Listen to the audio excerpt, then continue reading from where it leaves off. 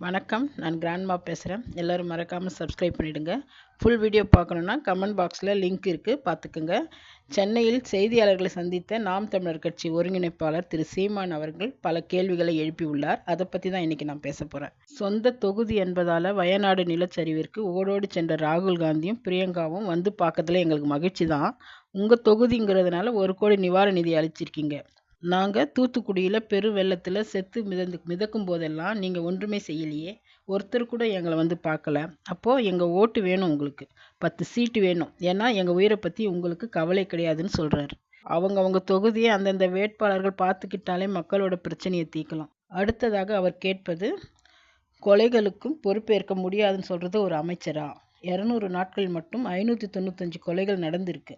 95% குற்றங்களும் கொலைகளும் மிதமிஞ்சிய போதையால் தான் நடக்குது. கேட்டால் பழி வாங்குற கொலைகளுக்கெல்லாம் அரசாங்கம் பொறுப்பு ஏற்க முடியாதுன்னு